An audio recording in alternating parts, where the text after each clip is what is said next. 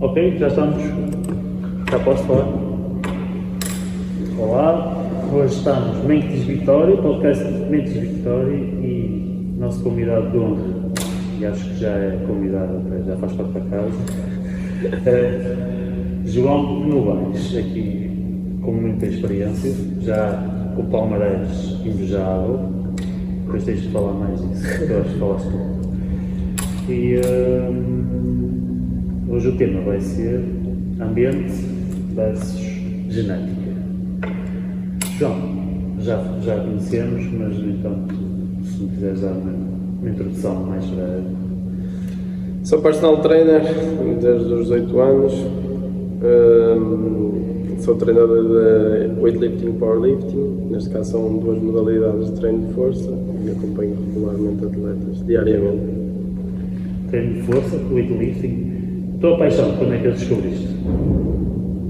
Olha, sinceramente eu entrei na parte do desporto, na altura jogava futebol e acho que no desenvolvimento tão adolescente de quem jogava futebol e depois viu que o futebol não ia dar, só se vê tipo no mundo do desporto, digamos. Todos nós, não é? Yeah. E de repente eu entrei para o desporto quase naquela tipo refúgio do que propriamente uma paixão que tivesse. O que é certo é que quando comecei a estudar e a aplicar-me cada vez mais, eu realmente comecei a ficar bastante entusiasta com o desporto, comecei a estudar e realmente a paixão começou-se a crescer. Quando realmente foi o gatilho, não sei dizer especificamente, só sei que quando tirei a licenciatura, depois que comecei a especializar cada vez mais e comecei a fazer prática de treino de força comigo e depois comecei a replicar em atletas, realmente eu comecei a ficar mesmo apaixonado pela área e hoje sou alguém que realmente faz aquilo que gosta.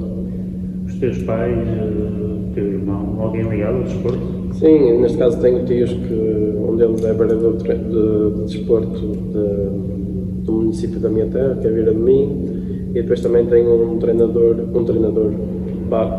professor, neste caso é professor de educação física, mas também é treinador de futebol. Pronto, esta vertente, nós no fundo começamos a praticar futebol muito cedo, dos 6 anos, e depois mantivemos no futebol, mas acho que a questão aqui fundamental foi quando eu realmente comecei a aplicar o treino comigo e a perceber as competências que isto me desenvolvia com o treino e o quanto me ajudou. Sempre utilizaste uma barra, sempre tiveste a barra? Sim, eu tive a sorte de quando acabei a licenciatura, ter uma formação muito direcionada para personal trainer e essa formação era muito guiada para o treino de força e com barras livres. E acho que ingressei no caminho que realmente acho que faz sentido e isso ajudou-me muito a seguir já uma linha orientadora. E então foi aí desde então que comecei a especializar e é tal coisa que contei no podcast, no outro episódio. Comecei com uma barra ao lado no passageiro, por isso desde então trabalho com uma barra e quero manter uma barra sempre comigo. Também és atleta? Sim. Como é que tem corrido? Nas suas competições, fala-me aí. Também ir ao encontro daquilo que nós falamos, eu acho que a parte competitiva e a parte da atleta acho que é fundamental nas tuas competências. Eu associo muito àquilo que é a competição que faço atualmente, que é a competição do weightlifting, que é entrar dentro de uma plataforma de levantar o máximo de carga possível, com 3 juízes à frente e com o público. Associo isto muito àquilo que pode ser o nosso cenário da nossa vida pessoal, em que vamos fazer uma tarefa, em que temos medo de falhar, em que temos juízes que nos vão avaliar e vamos ter pessoas que nos podem criticar ou bater palmas. Então associo muito isto como se fosse um episódio na minha vida pessoal, por isso eu hoje compito não só porque realmente gosto e tive sempre uma vertente muito competitiva, mas porque também acho que me ajuda muito nessas competências da vida pessoal. E é isto que eu acho que é importante quando os meus atletas realmente começam a praticar competição, especificamente, acho que os vai ajudar muito depois em episódios pessoais. Ok. João, falando aqui um bocadinho sobre o tema desse episódio, sobre a genética, achas que qualquer pessoa, e falando pela tua experiência, obviamente, achas que qualquer pessoa pode chegar à alta competição, pode competir a alto nível, independentemente da sua genética, desde que tenha treinado desde cedo, com o acompanhamento certo, ou achas que para chegar à alta competição requer já nascer com a genética certa? Não, imagina, eu acho que Acho que o que determina se a pessoa vai competir ou não tem a ver mais com competências psicológicas do que competências físicas. Ok? Eu acho que as competências físicas, as competências psicológicas também se treinam. Eu acho que tudo é uma questão de treino. Mas eu acho que aquilo que nós dominamos em termos físicos, acho que é possível realmente o atleta fazer competição. Não ser o melhor da competição, ou se calhar ambicionar estar nos lugares nos primeiros lugares, mas se calhar aquilo que é importante é percebermos se realmente a pessoa tem predisposição psicológica para entrar na parte competitiva, porque realmente a parte competitiva, como estava a falar agora, tem uma vertente muito, tu não queres falhar perante as pessoas, e estou associado também um bocadinho se calhar à minha modalidade, mas eu acho que perante todas as outras modalidades tens um bocadinho esta vertente muito psicológica. Aquilo que agora, claro, quando pegamos em atletas há uma predisposição genética já associada para aquilo, ok? Eu, se calhar, vou sempre trazer um bocadinho isto das modalidades para aquilo que é a minha área, aquilo que estou a dominar atualmente. Aquilo que é o treino de força, aquilo que é o levantamento de cargas, associado ao agachamento, malta que tenha os membros inferiores mais curtos, vão levantar mais carga, porque requer menos amplitude do movimento, ok? Por isso menos amplitude, menos trajeto para a barra, menos trajeto para transportar carga, a priori são atletas que vão levantar mais carga. Por isso já temos aqui algumas questões genéticas que podem influenciar, ok? E eu acho que isso será fundamental, é perceber que estas questões genéticas poderão determinar realmente se o atleta poderá ser o melhor ou não, ok? E também pegando naquilo que é o futebol, eu acredito muito que poderá haver sempre algumas questões genéticas associadas. Se tu realmente fores o melhor, tu vais ter a oportunidade e vais ganhar, vais se ingrar lá em cima. Se fores intermédio, vais ter que lutar bem para chegar à parte mais competitiva, na parte mais séria. Por isso é um bocadinho associar a isto. Nós realmente já podemos ter alguns fatores genéticos e ambientais, como estavam a falar, mesmo pela própria cultura em que estão inseridos, porque isso também é fundamental, que realmente podem nos ajudar na parte competitiva. Mas eu quero assumir que realmente a competição dá para todos, ok? Mas os fatores que podem realmente influenciar mais poderão ser mais questões psicológicas, assim de uma forma geral. Ok, João. Agora uma pergunta mais específica. Tens dois atletas, qual deles imaginas que tenha mais potencial para atingir um primeiro lugar, neste caso no halterofilismo? Aquele atleta que geneticamente tem essas características fundamentais dentro do halterofilismo. No meu caso, eu tinha os membros superiores, vocês diziam que era encurtado, que me ajudava em alguns movimentos, principalmente mandar a barra para cima. E depois tens a parte ambiental, podes ter problemas familiares, ou estabilidade familiar, ou estabilidade na tua vida social, que depois pode potencializar isso numa prova de halterofilismo. Qual delas achas a mais importante? Isso é uma grande pergunta, mas eu gosto de acreditar sempre muito mais na resiliência e na ética de trabalho do que propriamente na questão genética. Se realmente nós tivermos essas qualidades ambientais em que realmente já temos alguma predisposição, ou melhor, isto se calhar não é predisposição, mas se calhar já tivemos numa cultura em que foi muito incutida a parte da disciplina, resiliência, muita ética de trabalho, e eu acredito que estas áreas realmente vão ajudar o atleta a ser mais competente do que propriamente o atleta que às vezes poderá ter mais domínio da parte genética ou até mesmo outras qualidades que no fundo foram naturais para aquela pessoa, do que propriamente, acho que no fundo é isso. Engraçado estás a falar isso, agora vou fazer uma pergunta de chocolate. Eu, na outra aula que nós tivemos, agora já não lembro qual foi a cadeira, mas estavam a falar uma característica que o Neymar tinha, que foi estudado. Foi em psicologia. Lembras-te? Foi em psicologia. Prática, exatamente.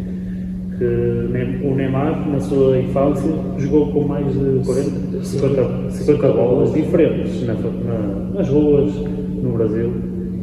Isso fez com que depois, no seu estado melhor, ou seja, com a relvinha, cortadinho, a bola redondinha, num peso certo, ele desligasse de certa forma o cérebro, porque aquilo era tão automático para ele, que acabou por lhe dar uma vantagem sobre os atletas, ou seja, o ambiente que ele criou, e acabas por dar um bocado de razão com a tua resposta, acabou por lhe dar um benefício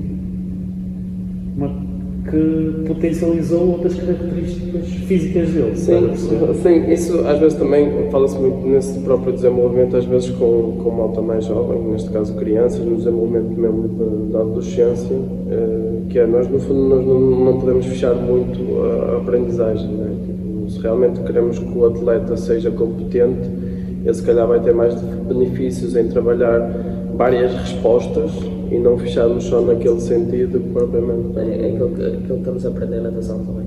Sim. A professora tem-nos dito que há muitos treinadores ou pessoas que só ensinam certas coisas porque acham que não vão chegar mais longe, então não ensinam.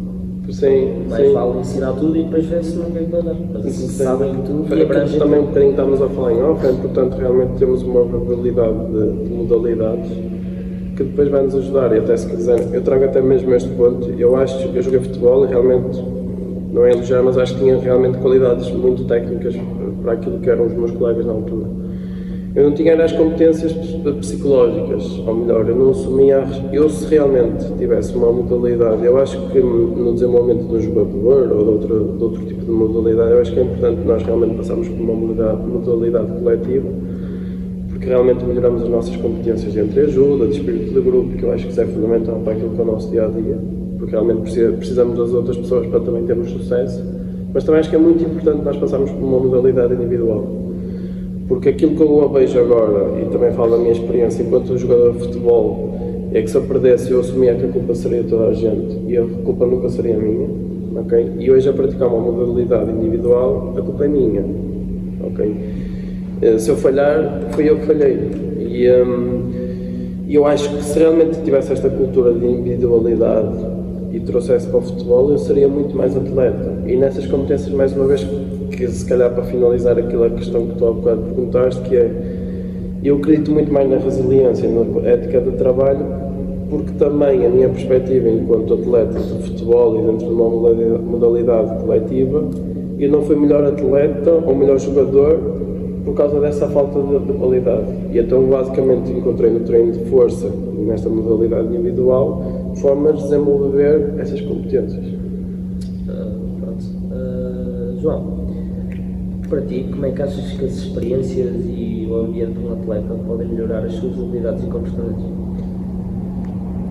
Isso é excelente, principalmente quando realmente entras na parte prática.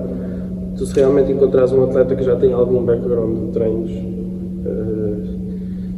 sabem que às vezes o complicado quando nós estamos na intervenção da área física é que às vezes só a percepção corporal às vezes é muito complicado de determinar, ou melhor, o atleta desenvolver isso. E então realmente quando já tens atletas que já têm um background de ginástica ou de outro tipo de modalidade, ele sabe exatamente aquilo que tu pretendes. Fica mais fácil o processo. E fica muito mais eficiente o processo, é muito mais fácil esse processo. Mesmo as questões comportamentais, mesmo assumindo que essas competências psicológicas já podem estar ingressadas, que é um atleta que já tem ética de trabalho e que chega aqui e sabe que treinado, e que propriamente alguém que nunca fez nada, que não tem qualquer... já é mais difícil, é um processo que poderá ficar mais longo de dominar e na questão da aprendizagem. Claro. Lucas? Eu acho que esse ponto da experiência de vida pode ser muito importante para o atleta individualmente, né? Mas, por exemplo, no futebol, às vezes isso pode ser visto de uma forma um pouquinho mais negativa. Pode ter um exemplo do Arsenal, na Inglaterra. Eles ficaram 10 anos, mais ou menos, sendo treinado por meio treinador, criando uma estratégia bem sólida e foi vitorioso. E depois que esse treinador saiu da equipe, vieram outros em seguida que não conseguiram fazer a equipe manter o alto nível mesmo com jogadores parecidos. Você acha que isso pode, às vezes, atrapalhar um pouco ter o rendimento? Sim. Depois, se calhar podemos assumir aqui duas realidades diferentes. Aquela que pode ser a aprendizagem de alguém que está num processo inicial de uma prática de exercício, e aquilo que pode ser ganhar, que é essa bola entrar, é o que conta. E se calhar podemos assumir isto, que é, se realmente alguém queremos ingressar e queremos que seja ativo e que realmente acaba por fazer isto da atividade física um modo de vida, acho que é importante também darmos esta cadeia aberta. Vê aquilo que gostas de fazer, porque a partir daqui vais fazer. Se realmente estamos a falar de algo que é, ok, queremos ganhar o jogo, vamos fechar o máximo possível o nosso caminho, porque é que isto vai ter que dar resultado. E se calhar podemos pensar um bocadinho nesse aspecto. Acho que sim, olhando para aquilo que poderá ser, que é a minha realidade e poderá ser também a vossa realidade, eu acho que não é importante nós fecharmos muito a nossa forma de dar aquilo que é o exercício físico. Acho que é importante nós darmos variabilidade de algumas técnicas, porque depois todas elas podem melhorar e, acima de tudo, depois o atleta começa a perceber aquilo que também tem mais valências para praticar. Daniel, fechamos contigo. O que é que tens a dizer? Eu gostava da conversa. Em primeiro lugar. Segundo lugar, isto tu costumas treinar os teus, continuas a treinar aqui, tens outro espaço também, não é? Vocês, os treinadores do meeting, depois é aqui no sábado, sentes que os teus atletas... Desculpa, deixa-me só perguntar. Calculo que não seja o único. O meeting é tipo uma competição? Não, nós fazemos o meeting, basicamente eu tenho um clube de halterofilismo e de powerlifting, basicamente o meeting é um meeting semanal, é um treino em conjunto em que nós reunimos os atletas que realmente estão disponíveis para comparecer, reunimos e falamos e fazemos um treino em conjunto. Okay. Neste caso, pegando o Daniel, o meeting fazemos ao sábado com a malta desta box e fazemos o meeting também à terça-feira, que até é mais contexto de aula, noutra box ou noutra. Ok. Desculpa, continua. Já te comparaste com alguém, imagina, Cristiano Ronaldo do halterofilismo, ou seja, tinha as características todas perfeitas, mas não consegue potencializar devido ao ambiente ou ao local onde se encontra. Já te comparaste com isso? Sim, eu se calhar, olha, é fácil. Eu tipo, há uns anos atrás tive uma atleta que recebi, acho que tu na altura até estavas presente no clube. Nós estivemos aqui no meeting e realmente ela tinha qualidades que eu nunca tinha visto noutro atleta na primeira prática desportiva, neste caso do weightlifting, do halterofilismo. E ela realmente mostrava bem, ela tinha jeito para a coisa, tu olhavas para aquilo, ela tinha mesmo muito jeito para a coisa. E quando eu falei há bocado das questões, competências físicas, é mais fácil de mudar do que propriamente as competências psicológicas, até podemos assumir exatamente esta atleta. Ela realmente tinha bastantes competências físicas para a modalidade, ela dominava muito, ela tinha jeito, tipo, eu nem precisava de lhe dar grandes feedbacks porque ela realmente entendeu como é que aquilo funcionava. Mas só para perceberem depois a relevância que pode ter uma questão psicológica, ela ao final daquele treino ela disse que sim, vamos começar a treinar, eu quero competir, não sei o que, não sei o que mais. Ao final de 2 dias apenas, eu falo com ela, porque eu basicamente consigo aceder na aplicação onde nós temos os treinos. Ela para perceber quanto tempo é que demorava o treino, ela estava a demorar 2 horas e tal no treino. E aquilo não era suposto demorar 2 horas e tal. E eu falei com ela, não sei o que, ela assim, olha, não estou a conseguir levantar as cargas que levantei no sábado, nesse tal meeting, estou a entrar em revolta, não estou a conseguir fazer, então tento. Isto foi acontecendo no segundo dia, se não me engano. E eu disse, ok, se falhares, passa para a frente, tens mais exercícios, aquilo aconteceu, isto depois vai sair. Terceiro dia, 2 horas e tal outra vez, falo com ela, não sei o que é, e ela, João, desculpa, mas eu não estou a conseguir lidar com a não execução do movimento, estou a entrar em revolta e por isso vou ter que abandonar. Estamos a falar de 3 ou 4 dias. Alguém que realmente tinha competências físicas para isto, para competir e para estar realmente, talvez a ter sucesso na modalidade, mas pelas questões psicológicas não seria possível porque realmente estava em frustração e não estava a tirar algo satisfatório do treino. E então terminamos nesse modo. E pegando nisso, é tal coisa, realmente tinha essas competências talvez genéticas também, porque ela realmente também não era muito alta e isso também ajudava, mas depois não tinha essas questões ambientais que se calhar pudessem ajudar. Mas até pegando nessa questão de ambientais, que nós temos 2 meetings, nós aqui, como já estamos a trabalhar há algum tempo, é mais fácil tu criares a tua cultura de treino e estar modelada aqui, porque o ambiente já te ajuda, porque já foi algo incutido desde que estou aqui, ok? Quando vamos trabalhar para outro espaço, fica-nos mais difícil, ou melhor, num tempo muito reduzido, não conseguimos implementar isso. Já estamos há 1 ano e meio e os nossos atletas realmente já estão a moldar aquilo que é a nossa cultura. Okay? Por isso eu acho que realmente é importante nós, como treinadores, perceber aquilo que são as questões ambientais para depois tentar criar aquilo que realmente nós achamos que deve ser o nosso ambiente. Eu, na parte pelo menos ambiental, na parte psicológica e a sentir aquela pressão, por vezes consegui transportar algo que tinha de negativo na minha vida e consegui transportar para algo positivo, para um resultado eficaz nas provas. Consegui, mas também já tive tive uma fase menos boa na minha vida, em que também transportei isso, ou seja, os resultados foram totalmente negativos depois. Depende muito da pessoa e do momento em que ela está a viver. Sim, olhando, partilhando também um bocadinho aqui a minha experiência, aquilo que é a minha modalidade, para vocês também ser mais fácil entendermos. O que acontece muitas vezes naquilo que é a minha modalidade é que isto requer muito trabalho e há dias que realmente as coisas não correm bem, ok? E então nós realmente temos aqueles atletas que vêm para aqui e querem ter aquela satisfação normal de acabar o treino, ok, o treino foi feito, correu, está tudo ok. Mas realmente quando somos inseridos neste planeamento de competição e temos que cumprir com as nossas cargas, com as nossas percentagens, há dias que aquilo não correu nada bem. Então basicamente tu perdeste, na perspectiva do atleta, perdeste 1h30 só a tentar, só a sair, ok? Não é bem assim. Exato, sim. Não correr bem é bom para que da próxima corra melhor. Sim, eu coloquei assim porque se tem vídeo, né? Mas sim, dei aqui umas entre aspas para colocar, porque só o facto de tentar, a falhar faz parte do processo, ok? E só o facto de tentar já está a fazer mais que...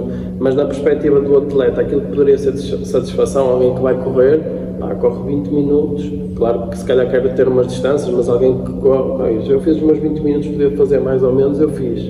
E aquilo está o treino feito e podem tirar a fotografia para o Instagram e o treino está feito. E aqui no treino de força muitas vezes não é assim, nós temos porcentagens para cumprir, é tipo falhei, não está a correr nada bem, não sei o quê, aquilo que podia ser de satisfação, de repente torna-se o contrário, é frustração, vou por acaso a pensar que depois correu mal, não sei o quê. E pegando aquilo que o Dani disse, realmente às vezes estas questões, para além do treino, pessoais ou até mesmo profissionais, muitas vezes podem implicar na performance, ou melhor, a maior parte das vezes influencia bastante na performance do atleta. O atleta traz esse lado como, ok, isso pode ser uma forma que é difícil, claramente, que é tipo um gatilho, ok, isto vai me ajudar a potenciar, que é muito difícil, porque se nós estivermos mesmo mal do caco, realmente quando vamos pegar numa barra vamos estar mal na mesma, mas às vezes pode formar como um gatilho e pode nos ajudar na performance, mais uma vez que é difícil, ou até mesmo pode ser tipo mais uma coisa que nos vai fazer frustração. É uma linha muito interna e é muito difícil de controlar, principalmente quando procuramos ajuda externa. Sem dúvida. Porque com ajuda externa, às vezes um simples desabafo, e nem precisa ser alguém, ou um especialista, um amigo, um treinador. Sim. E isso mesmo é que dizem que às vezes o treinador pode ser o melhor amigo. Sim. E até pegando naquele exemplo que eu estava a falar da atleta que realmente tem competências físicas e psicológicas, eu acredito que se ela treinasse regularmente comigo, ou ao final daqueles 3 dias, e se estivesse incluída naquilo que é a minha cultura e o meu cenário, ela não ia desistir, ou ela não entrava nessa frustração. Ela entrou em frustração porque realmente ela sozinha, que ela não treinava comigo aqui, eu só fazia o acompanhamento do treino dela e só de uma reunião, sábado com ela. Eu basicamente deixei de ter ela realmente entrou em frustração. Se ela realmente tivesse incutido aqui, eu acredito que ajudava e é esse tal papel do treinador que pode ajudar. O atleta a meter os pés assentos no chão e tentar potenciar Sim, aquilo. porque como nós dizemos, crescer num ambiente negativo, mas pode ser transformado num positivo. Lembro-me logo nas artes marciais, sabes que eu sigo muito o UFC, MMA e tudo da família e das artes marciais, e os lutadores têm todas as origens são pessoas que propícias ou que foram geradas num ambiente que não era o mais seguro. No entanto, canalizaram isso, são os atletas excelentes, também com alguma predisposição física, obviamente. Porque eles são, e digo já, quem vive no bar não usa na boca, tem o meu respeito, estás a perceber? Porque nós temos uma constante, temos algo que não varia no mundo crossfit, no autoprofilismo, é que supostamente não há surpresas, porque a barra não vai te aparecer da esquerda da direita e vai Sim. a barra Não é vai cair. controlável, sim. Exatamente. É um meio descontrolável, digamos. É isso. Sim, isso é o que acontece, e até pegando nisso, quando se associa muitas vezes o treino de força àquilo que pode ser a prevalência de lesão, e também se formos à lesão também vai ser aqui uma conversa que poderíamos estar aqui até à noite, porque depois há vários fatores que podem... Há vários fatores que podem estar associados à lesão. A única questão do treino de força é que realmente é controlável. Por isso, comparando aquilo que pode ser o treino de força com um combate ou até mesmo com um jogo de futebol, de repente a bola pode subir até à cabeça e tu se calhar vais lá com o pé, coisas que nunca treinaste, coisas que de repente estás a virar totalmente ao contrário, são mundos bastante descontroláveis. Aquilo que é o treino de força, a priori a barra funciona assim, ela não te vai sair para a frente ou vai-te ficar inclinada, por isso é tudo muito controlável. Eu acredito que as modalidades descontroláveis, realmente, mais uma vez, têm o nosso respeito, mas acredito que possam ter uma prevalência maior de lesão por causa desse descontrole. De repente estás a levar de baixo, que se calhar nunca levaste de cima. Será que aí ia tentar prevalecer a genética? Em questão da lesão também? Sim. Sim, a lesão, sim, eu toquei na lesão, mas a lesão tem vários fatores. Também pode ser ambiente, o atleta A questão não tiver, social. Exato, se o atleta não tiver Eu penso que foi a Marta Massada que já partilhou isso recentemente.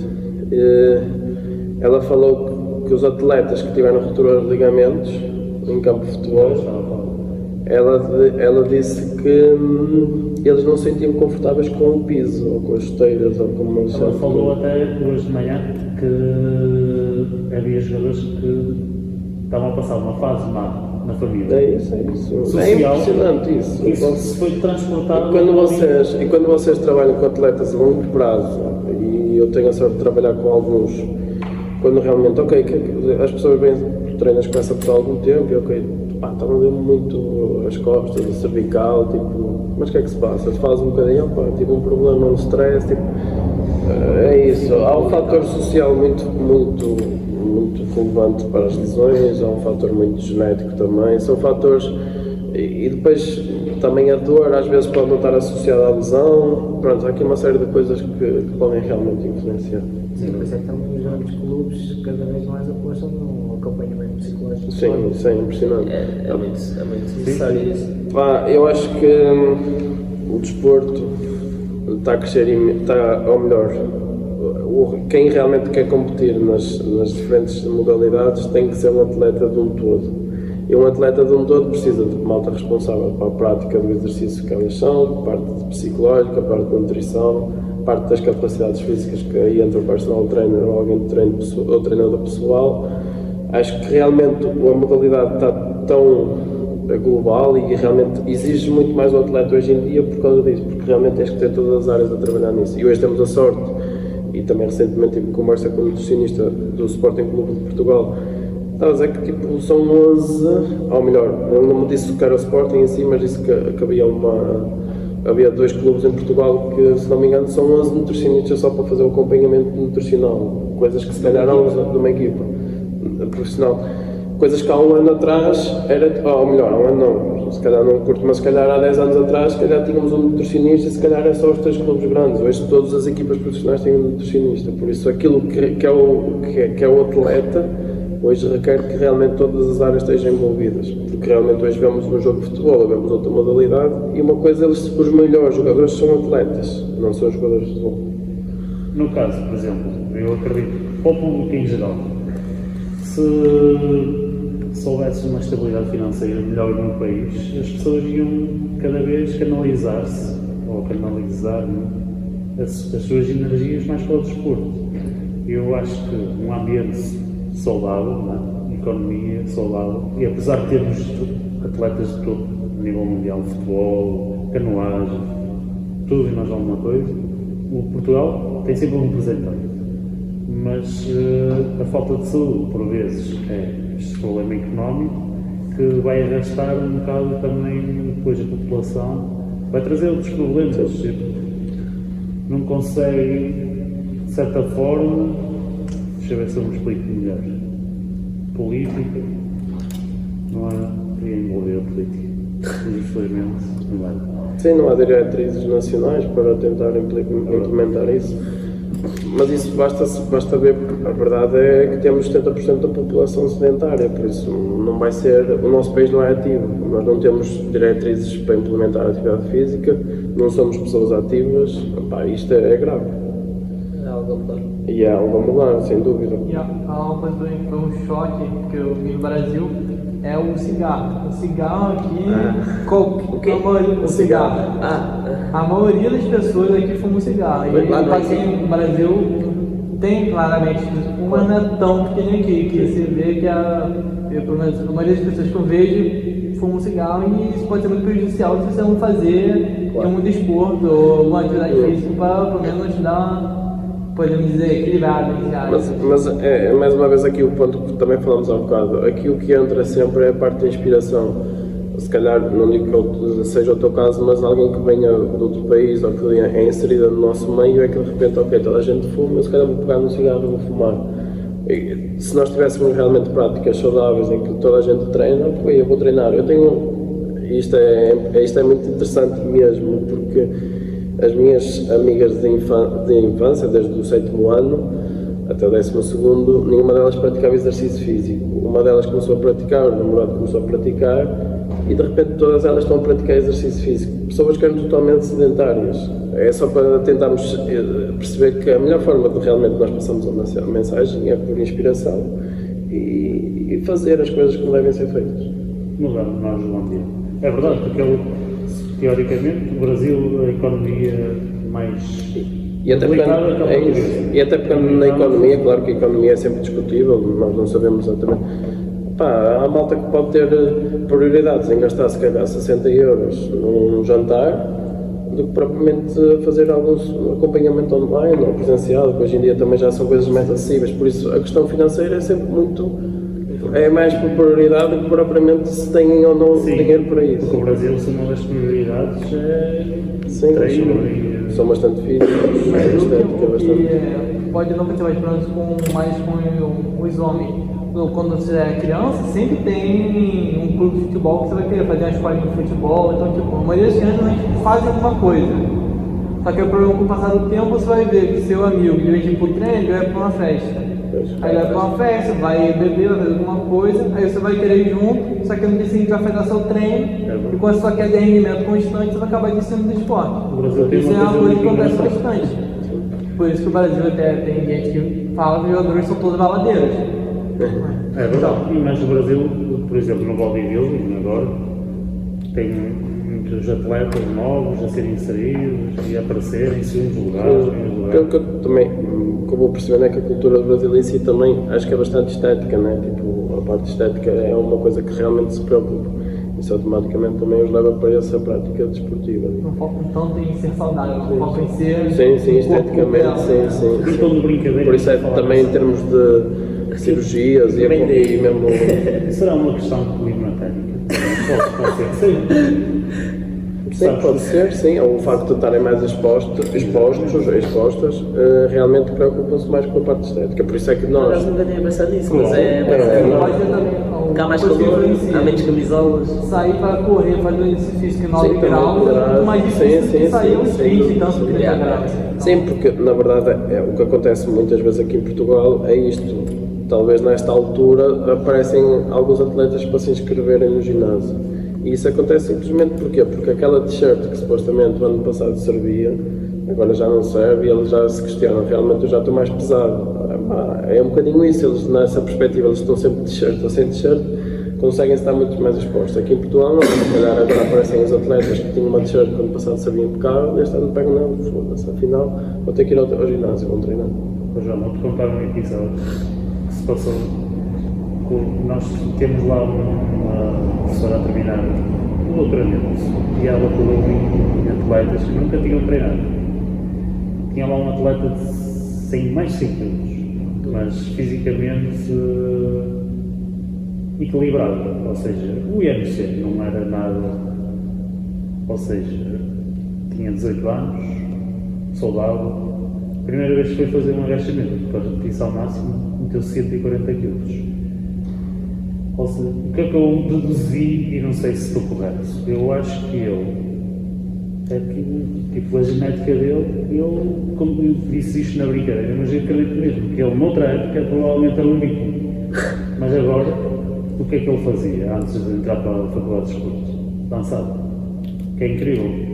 Que o ambiente não trouxe, se calhar, não caminhou. Sim, algumas coisas podiam ter trazido, a parte coordenativa, só a parte da dança, a coordenação automaticamente pode ajudar. E qualquer movimento que tu faças hoje em dia, no treino, é sempre precisas sempre de alguma coordenação. Sim.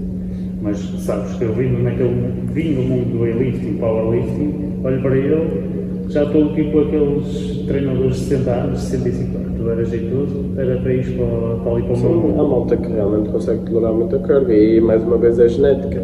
E é tal coisa, eu claramente que tenho uma parte de treinador bem vincada em mim, mas até mesmo como atleta, às vezes realmente eu treino todos os dias, a minha própria emoção também tem que trabalhar muitas vezes quando realmente nós vemos atletas noutros mundos a aparecerem 2 ou 3 dias a levantarem bastante carga. Tipo, é mesmo a malta que é bastante forte. Eu tenho um atleta que ele é impressionante, ele é mesmo muito forte. Ele pode passar tipo 3 semanas sem vir treinar e uma cena absurda porque o trabalho não o permite e de repente ele chega aqui e ele tem muita competência física para levantar muita carga.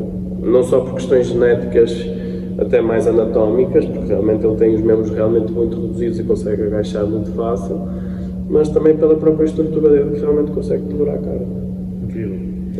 Nós andamos aqui a trabalhar, parece uma eternidade, e aparece assim um monstro do Sim, nada. por isso é que eu acho que nós, enquanto atleta, isto é difícil, lidamos hoje, temos redes sociais e temos uma série de coisas à nossa frente que nos deixa sempre a comparar para o lado e a comparar sempre com o vizinho. Mas nós, acima de tudo, como atletas, temos que nos comparar sempre connosco. É associar o que nós éramos há 4 anos atrás, aquilo que, olhando para o weightlifting, aquilo que nós levantámos e como levantávamos, e assumir o que nós fazemos agora, o quanto levantamos e como fazemos. Mas nós próprios sempre connosco, porque realmente fomos a comparar com outras pessoas. Há pessoas por fatores genéticos, por fatores ambientais ou até fatores extrínsecos, outros tipos de substâncias, conseguem ter um progresso tipo, em curto espaço de tempo muito forte comparado com alguém que esteja inserido no trabalho. O que é certo é que nós, como treinadores, temos que trazer isto como uma questão de realidade para os atletas e mostrar exatamente qual é a realidade. Se nós passarmos pela realidade é muito mais fácil depois passar por isso.